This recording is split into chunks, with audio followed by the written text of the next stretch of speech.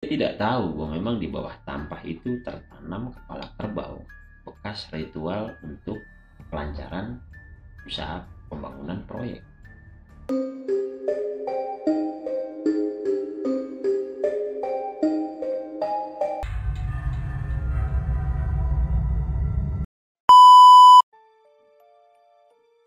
Kisah kali ini datang dari teman gua, sebut saja Yadi.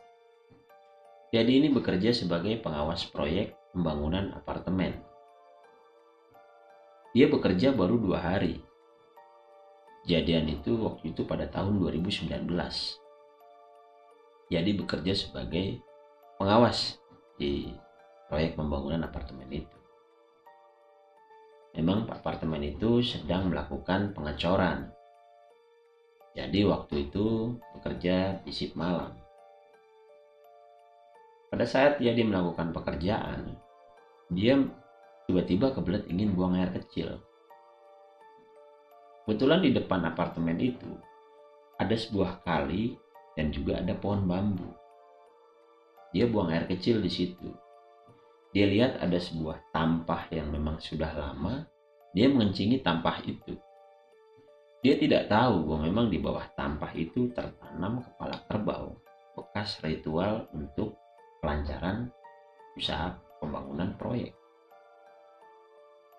Alhasil besoknya, dia tidak bisa bangun dari tempat tidurnya. Dia bilang ke gue bahwa memang kakinya mengalami kelumpuhan. Keluarganya membawa dia ke rumah sakit. Diagnosa dari rumah sakit bahwa memang dia terkena stroke. Waktu itu gue datang menemuinya untuk menjenguknya. Dia bercerita ke gue bahwa memang dia nggak punya riwayat darah tinggi. Memang setelah kejadian itu, setiap dia tidur, itu dia sering dimimpi-mimpi hal-hal aneh. Kayak didatangi kakek-kakek yang memberitahunya bahwa memang dia harus mengganti apa yang sudah dia rusak. Dan juga ada orang yang berbulu tinggi besar, hitam dengan muka menyeramkan, berbicara seperti itu juga. Dia harus mengembalikan apa yang dia sudah rusak. Dia menceritakan sama keluarganya.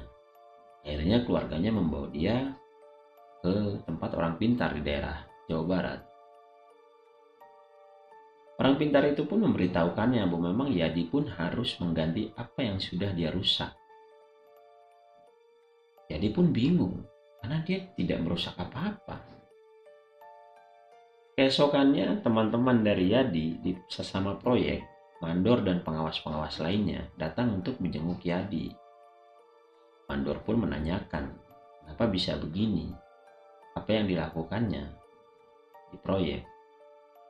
Jadi pun memberitahukan ke mandor bahwa memang waktu malam itu dia ingin buang air kecil. Dia buang air kecil di pohon bambu dan dia mengencingi tampah. Ketika mandor itu pun kaget mendengarnya.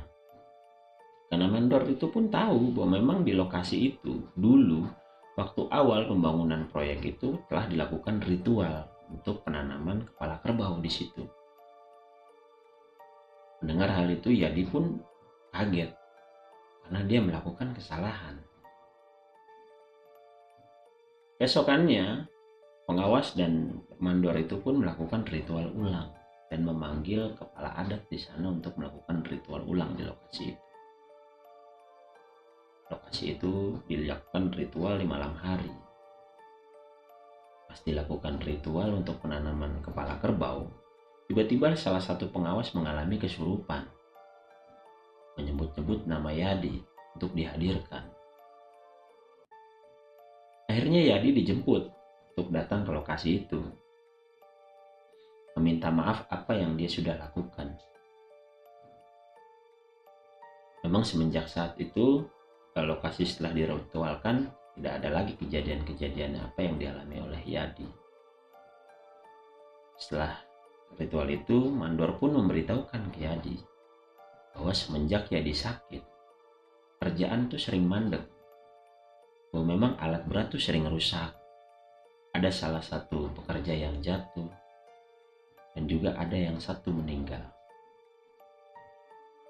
Jadi pun mendengarnya kaget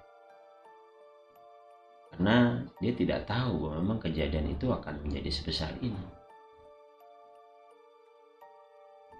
Akhirnya Yadi pun berhenti dari pekerjaannya menjadi pengawas.